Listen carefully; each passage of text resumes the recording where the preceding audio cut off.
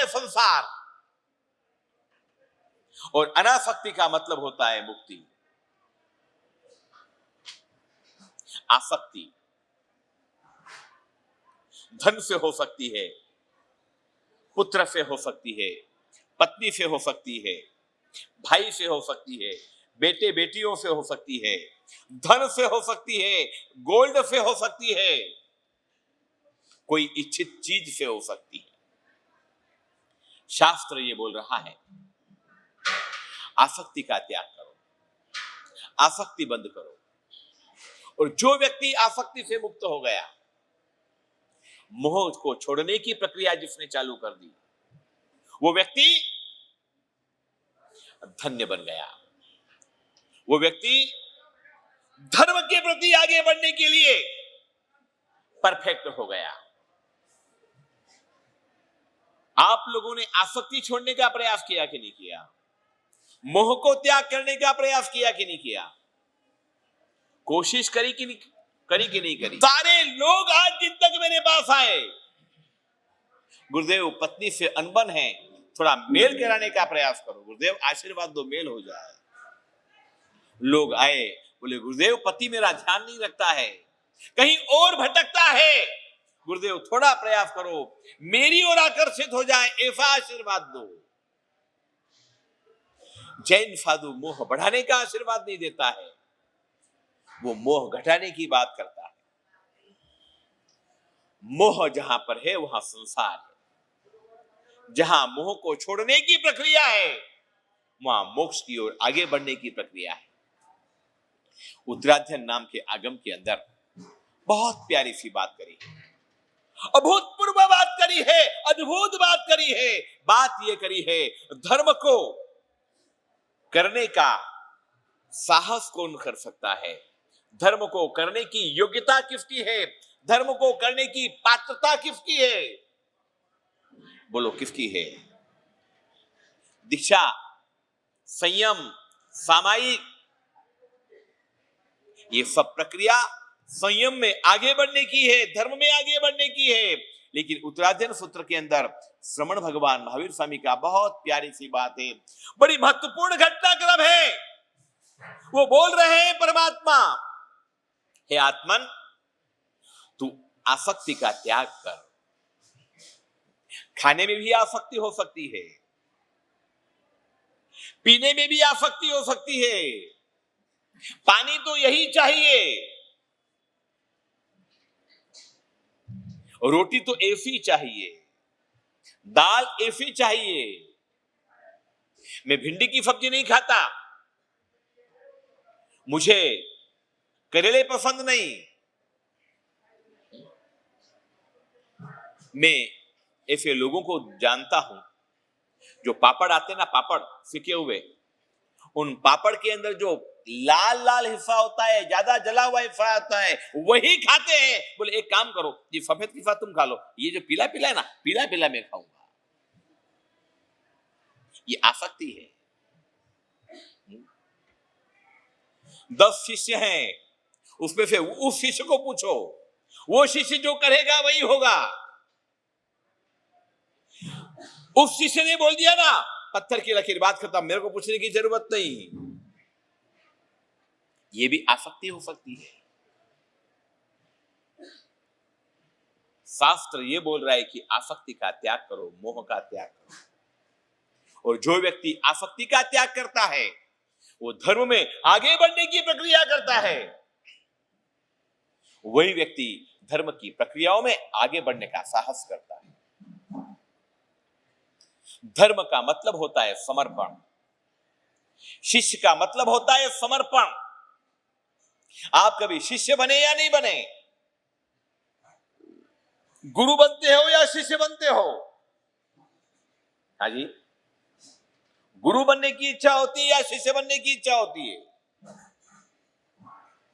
और शिष्य का मतलब होता है अनकंडीशनल सरेंडरशिप, बिन शर्ती शरणागति।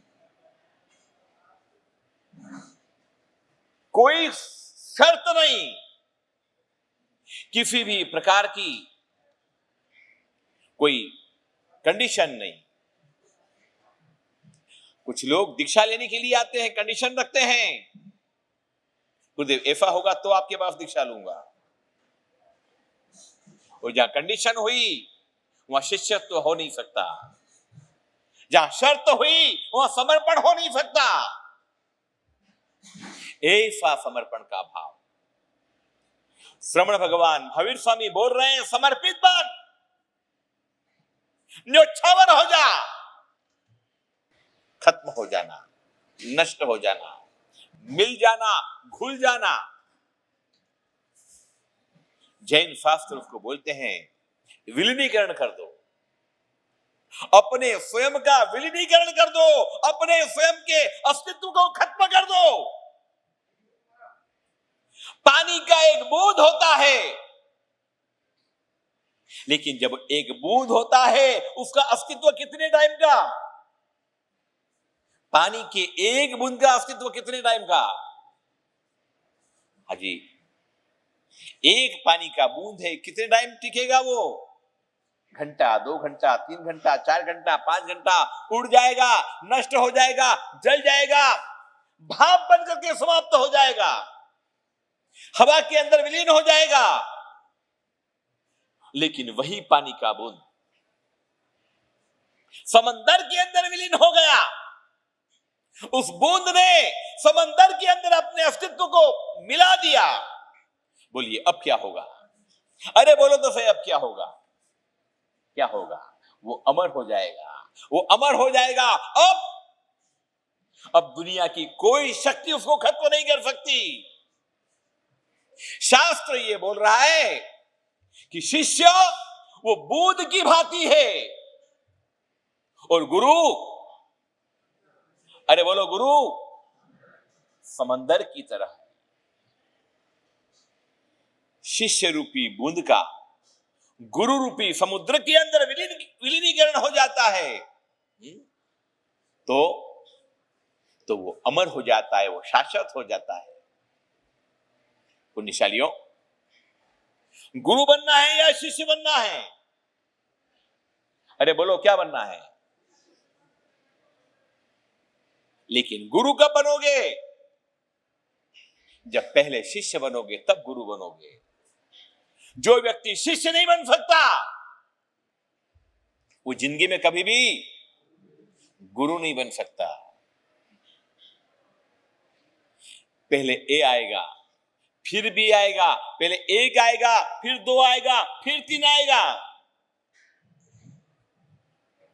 विलीनीकरण की प्रक्रिया चल रही है, समर्पण की प्रक्रिया चल रही है, विनय सूत्र की बात चल रही है, उत्तराध्ययन नाम के आगम की बात चल रही है। विनय सूत्र नाम का पहला अध्ययन आप लोगों ने सुना। क्या पुण्यवानी है आप लोगों की? साधु को इस सूत्र को पढ़ने के लिए योग करना पड़ते हैं। हमारी श्रवणी भगवंतों को अगर ये पढ़ना है सूत्र तो उसके लिए योगोद्वहन करना पड़ता है। लेकिन गुरु के मुख से आप सभी को श्रवण करने का यह परम सौभाग्य प्राप्त हुआ। इसके अंदर ये कहा है, पहली बात ये कही है, आसक्ति से मुक्त बनो। जो व्यक्ति आसक्ति से मुक्त बन सकता है वही धर्म करने के लिए योग्य है। राग रख करके आप वितराग नहीं बन सकते हो। वितराग बनने की पहली प्रक्रिया है कि आपको क्या करना पड़ेगा? राग का त्याग करना पड़ेगा। जहां राग समाप्त हुआ और वहीं पर ये वितरागपना चालू हुआ। बताइए, इस दुनिया में आत्मा के सबसे बड़े शत्रु कौन से हैं? राग है या द्वेष है? बोलो क्या है? बोलो ज्यादा खतरनाक द्वेष है या ज्यादा खतरनाक राग है? अरे बोलो। आगम सूत्रों में एक बहुत महत्वपूर्ण बात है और शास्त्रों में यह बताया है कि क्रोध, द्वेष, इस नाम की कोई चीज इस दुनिया में है नहीं। समझ में आ रही मेरी बात कि नहीं आ रही? बोलो महेंद्र गुरु जी, समझ में आ रही है आपको मेरी बात? द्वेष, क्रोध है कि नहीं इस दुनिया में? क्रोध है या नहीं है? है या नहीं है? शेखर जी, है कि नहीं है? है कि नहीं है? अजी, दुविधा में दो गए माया मिलन राम। दुविधा हो गई। महाराज जी ने बोला है करूं तो करूं क्या, और इसका सबसे श्रेष्ठ अर्थ है मौन। मौनम सर्वार्थ साधनम, कौन बोलो ही बात। मैंने सुना है कि अकबर के दरबार के अंदर एक दिन कोई बात छिड़ी, एक बात छिड़ी। अकबर ने पूछा कि भाई सबसे बुद्धिमान व्यक्ति कौन है? सभी ने भिन्न भिन्न लोगों से बोला। बिरबल ने बोला कि सबसे बुद्धिमान अगर कोई है तो बनिया है। अरे भाई, बनिया वो बुद्धिमान की? हाँ, सबको बुलाया। लास्ट में बनियों को बुलाया। 5 प्रतिनिधि मंडल महाजनों के 5 व्यक्तियों को बुलाया और उनको मूंग दिए गए। क्या दिए गए? मूंग। एक थाली के अंदर मूंग दिए गए और अकबर ने कहा कि भाई ये धान आया है, हम सबको समझ नहीं पड़ रही है कि ये है क्या। अब 5 बनिए बड़े चतुर थे, बड़े बुद्धिशाली थे, शायद इंदौर से रिलेटेड होंगे। उन्होंने उस धान को देखा, मूंग को देखा, 5 ही लोगों को समझ में आ गई कि ये है क्या? मूंग है। लेकिन 5 बुद्धिशाली थे कि ये तो दिए जैसी बात है, दीपक की तरह स्पष्ट है कि ये है क्या? मूंग। लेकिन बादशाह ने भरे सभा में बुलाया है, मतलब दाल में कुछ काला है। मूंग के लिए तो बुलाया नहीं जा सकता। 5 व्यक्ति आपस में चर्चा कर रहे हैं, भाई ये है बड़ी जोरदार चीज। एक ने कहा कि कितना प्यारा सा हरा हरा दिख रहा है। एक ने कहा कि हाँ यार कमाल का है।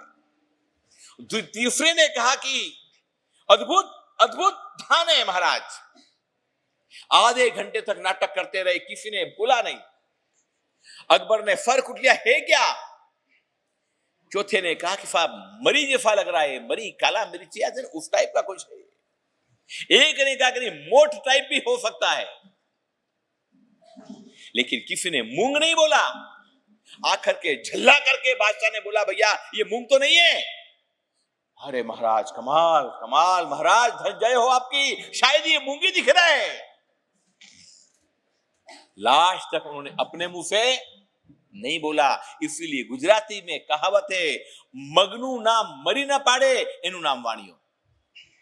मतलब मूंग का नाम न मूंग बोले न मरी बोले। बुद्धिशाली होते हैं व्यक्ति, बड़े प्रज्ञ होते हैं, बड़े विद्वान होते हैं। आप तो बड़े पुण्यशाली लोग हो, बड़े विद्वान लोग हो। बात बड़ी प्यारी सी चल रही थी, बड़ी महत्वपूर्ण चल रही थी। आसक्ति का त्याग करने वाला और समर्पित होने वाला, संपूर्ण समर्पित होने वाला, अनकंडीशनली सरेंडरशिप करने वाला, ऐसा जो तत्व होता है वो शिष्यत्व को प्राप्त करता है। गुरु बनना सबको अच्छा लगता है, लेकिन गुरु बनने की शुरुआत कहां से होती है? शिष्य बनने से होती है। जो व्यक्ति शिष्य नहीं बन सकता, वह व्यक्ति जिंदगी में कभी गुरु नहीं बन सकता। आपने जिंदगी में कभी समर्पण किया कि नहीं किया? कभी आप समर्पित हुए कि नहीं हुए? एक पति अपने पत्नी के प्रति समर्पित बनता है, एक पत्नी एक पति के प्रति समर्पित बनती है, एक बिटिया अपने माँ बाप के प्रति समर्पित बनती है, एक बेटा अपने पिता के प्रति समर्पित बनता है। लेकिन एक शिष्य एक महान गुरु परंपरा के लिए समर्पित होता है। एक मां के प्रति समर्पित होना, एक पति के प्रति, एक पत्नी के प्रति, एक पुत्र और एक पिता के प्रति समर्पित होना एक सीमा में है। लेकिन साहब एक गुरु के प्रति समर्पित होने का मतलब आप एक गुरु के प्रति समर्पित नहीं हो रहे हो, आप अनंत अनंत गुरु परंपरा के प्रति समर्पित हो रहे हो सकता है कि ये शिष्य शायद आपको मेरे नजर आ रहे होंगे, सच्चाई कुछ और है। और सच्चाई ये है कि ये शिष्य नाम से हो सकते हैं, गुरु विश्व रत्न सागर के हो सकते हैं, लेकिन ये गुरु परंपरा कहां तक पहुंचती है बोलो? ये सुधर्मा स्वामी तक पहुंचती है, ये गौतम स्वामी तक पहुंचती है, ये श्रमण भगवान महावीर स्वामी तक की गुरु परंपरा पहुंचती है। आप अगर वंदन करते हो तो क्या विश्व रत्न सागर को वंदन करते हो आप? नहीं साहब, बिल्कुल भी नहीं। आप वंदन करते हो इस श्रमण वेश को वंदन करते हो, नमन करते हो। आपका नमन ये मुझे नहीं हो रहा है, मैं प्रतिनिधि हूं, उस महावीर का प्रतिनिधि हूं, उस महावीर के प्रतिनिधित्व का ये चिन्ह है, रजोहरण ये चिन्ह है। और इस चिन्ह को आप क्या करते हो? इस चिन्ह को आप नमन करते हो, इस चिन्ह को आप वंदन करते हो। और गुरु की बात चल रही है, शिष्य की बात चल रही है, समर्पण भाव की बात चल रही है। एक शास्त्रों में छोटी सी बड़ी प्यारी सी घटना आती है। एक शिष्य था, गुरु के पास दीक्षा ली, गुरु के पास समर्पित हो गया, उसने अपने आप को समर्पित कर दिया, आत्मसमर्पण कर दिया। अरे आपने अपनी जिंदगी में कभी किसी को समर्पण किया कि नहीं किया? बोलना एक बात होती है साहब, समर्पण होना दूसरी बात होती है। पुण्यशालियों, ये समर्पण भाव की बात चल रही है। एक ऐसे ही समर्पण भाव की आज परीक्षा करनी है। आज गुरु आपको बोल रहे हैं, हे पुण्यशाली आत्मा, कल से सिद्धि तप के धारणे होने जा रहे हैं, कल से सिद्धि तप की तैयारियां होने जा रही है। अरे साहस कर, हिम्मत कर, हे आत्मन, ताकत लगा। अच्छा एक बात बताओ, आप अठम तप किया है कि नहीं किया? बोलो, किसने किसने तेला किया है? हाथ ऊंचे करो। जिन्होंने तेला किया है, 3 उपवास जिन्होंने किए, हाथ ऊंचे करो। 3 उपवास, हाँ जी, नीचे रख दो। 3 उपवास जिसने जिसने किए हैं, वो व्यक्ति सिद्धि तप की शुरुआत करे। पहला 1 उपवास करे, फिर 1 बियासना करे, फिर 2 उपवास करे, फिर बियासना करे, फिर 3 उपवास करे, फिर बियासना करे। अरे साहब, 3 उपवास तक तो बढ़ो साहब। ये घर आंगन में एक मौका आया है, ये घर आंगन में एक संयोग मिला है।